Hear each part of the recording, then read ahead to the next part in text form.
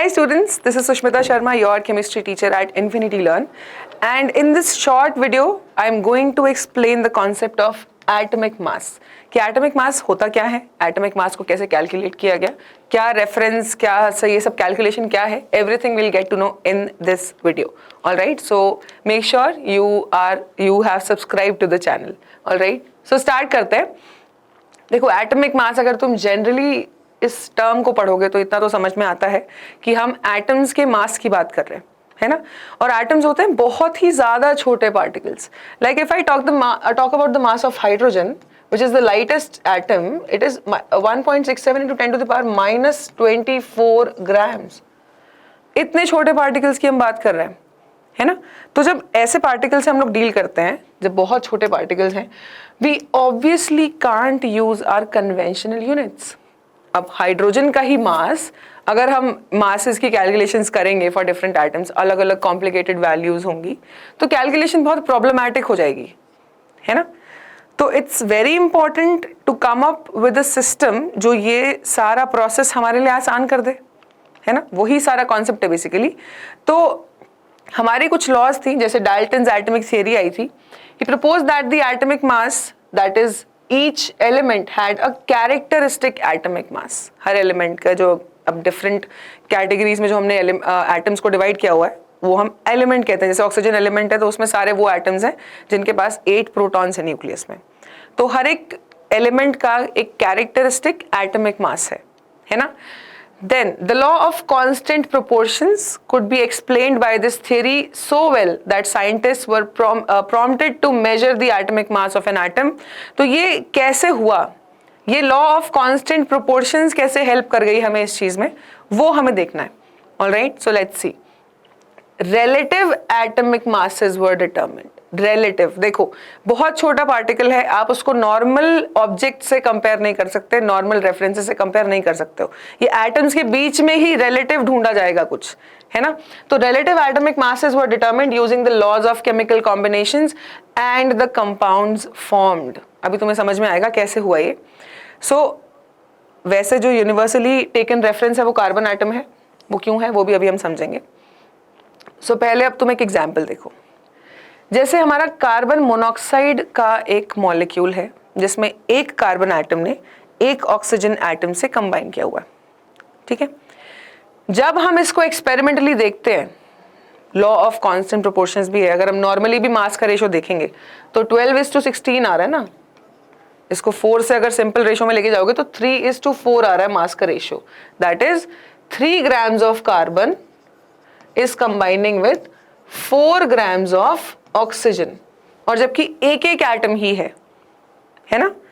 तो experimentally it was determined that 3 grams of carbon combines with 4 grams of oxygen to form carbon monoxide, right.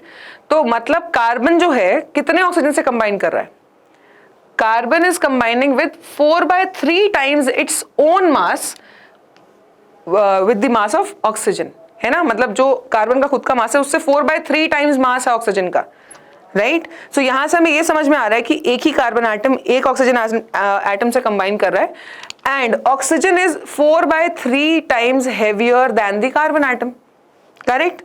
This is clear from here. तो अब ये basic मतलब समझ में आया कि oxygen is 4/3 times heavier than a carbon atom, right.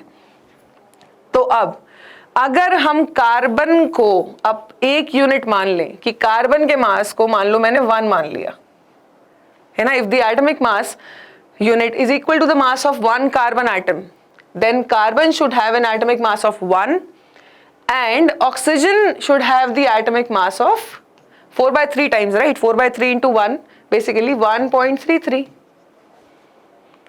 अब चलो ठीक है, हमने कार्बन को अगर 1 मान लिया कि कार्बन हमारी यूनिट है, ठीक है, तो ऑक्सीजन 1.33 है क्योंकि इतना भारी है वो कार्बन से. अब यहां प्रॉब्लम ये आई कि पहली बात तो ऑक्सीजन का मास आ रहा है फ्रैक्शनल, है ना. दूसरी बात इनसे लाइटर एटम्स भी हैं, है ना. इनसे लाइटर एटम्स भी मौजूद हैं तो उनका मास हम क्या लेंगे, वो भी फ्रैक्शनल वैल्यूज आएंगी. आगे भी जो और एटम्स आप लोगे उनके भी मासेस फ्रैक्शंस में ही आएंगे.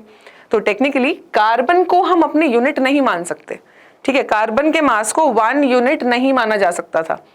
सो साइंटिस्ट इनिशियली टुक अब ये कॉन्सेप्ट अभी समझाऊंगी मैं आपको। Basically, all over the universe, half of the world considered oxygen as their reference, half of the world considered carbon as their reference, but not the whole atom. Okay? अब देखो, so oxygen को reference माना गया because oxygen reacted with a large number of elements and formed compounds. The atomic mass unit gave masses of most of the elements as whole numbers. इसलिए oxygen को माना जा रहा था। और कार्बन को भी आप सिमिलर रीजन से अपना रेफरेंस मान सकते हो कि पहली बात तो बहुत सारे कंपाउंड्स फॉर्म करता है एंड फ्रैक्शंस में तो आ रहे हैं, but carbon is the basis of human and plant life, तो वो भी एक रीजन था कार्बन को रेफरेंस मानने का, है ना। Now ultimately universally it was decided that carbon 12 isotope, that is carbon का वो आइसोटोप जिसका मास 12U है, जो नॉर्मल अबंडेंट कार्बन आइटम है, that will be chosen as the standard reference for measuring atomic masses universally. ठीक है, अब यहां तक ये बात हुई कि कार्बन को रेफरेंस माना जाएगा, बट अभी हमने ये चीज देखी थी कि कार्बन को हम पूरे एटम को अपना रेफरेंस नहीं मान सकते, इजंट इट। पूरा एटम जो है उससे लाइटर एटम्स भी प्रेजेंट हैं, और अगर उसको हम 1 यूनिट मान रहे हैं तो बाकी एटम्स के मासेस फ्रैक्शनल आएंगे, तो वो हम नहीं कर सकते। तो क्या इलाज निकला इस चीज में, वो देखिए। अब लेट्स इमेजिन कि आप किसी फ्रूट सेलर के पास गए and you are in ancient times, बहुत पुरानी बातें हो रही हैं कि ऐसे वाला बैलेंस यूज होता है कि एक साइड रेफरेंस रखा जाता था और दूसरी साइड आप अपनी ग्रोसरीज जो भी आप खरीदने गए वो मेजर करते थे, है ना। तो मान लो आप 1 kg का कुछ भी खरीदने गए तो 1 kg का रेफरेंस यहाँ रखा जाएगा और यहाँ पे आप अपनी ग्रोसरीज मेजर करेंगे equal to the mass of the reference, right. ये एंशिएंट प्रोसेस था। अब इमेजिन करो आप फ्रूट सेलर के पास गए एंड ही टेल्स यू कि मेरे पास रेफरेंस नहीं है, I don't have a reference. अब आप लेने गए हो 1 kg ऑफ एनी फ्रूट और एनी वेजिटेबल, और अब रेफरेंस ही नहीं है तो कैसे मेजर करोगे। ही टेल्स यू कि मेरे पास I have a 12 kg watermelon, I have a 12 kg watermelon. तो अब इसको तुम यूज कर लो अपने हिसाब से। इसको कैसे यूज करेंगे, इसको हम इस तरीके से यूज करेंगे कि इस पूरे 12 kg के वाटरमेलन को you will divide it into 12 equal parts. अभी 12 की ड्राइंग थोड़ा समझ लेना। 12 इक्वल पार्ट्स में बेसिकली इसको डिवाइड किया गया, तो every part had a mass of 1 kg, है ना। आपने इसको 12 इक्वल पार्ट्स में अगर डिवाइड कर दिया तो आपके एक पार्ट का मास जो है वो 1 kg आ जाएगा, right. So that is what he did. This has a mass equal to 12 units basically. This watermelon is 12 units, but we need 1 unit only. तो अब क्या करें, 1 watermelon is equal to 12 fruit masses, correct? So the solution came, he makes 12 equal pieces of the watermelon and finds the mass of each fruit he's selling, right? Relative to the mass of 1 piece of watermelon. अब 1 piece of watermelon तुम्हारा reference बन जाएगा, है ना। अब ये जो 1 piece है, this becomes your reference, it is 1 kg basically. Same concept हम कार्बन एटम पर अप्लाई करेंगे, मतलब कि अब खुद समझिए कि हमारा जो रेफरेंस है वो कार्बन जो है वो 12U है ना। But we can't take 12U as the reference and हम एक्चुअली कार्बन एटम को डिवाइड नहीं करेंगे। ये क्वेश्चन बहुत सारे बच्चे पूछते हैं कि मैम एक्चुअली क्या कार्बन एटम को काट देते हैं। that's not what's happening. Basically carbon 12 के मास का 1/12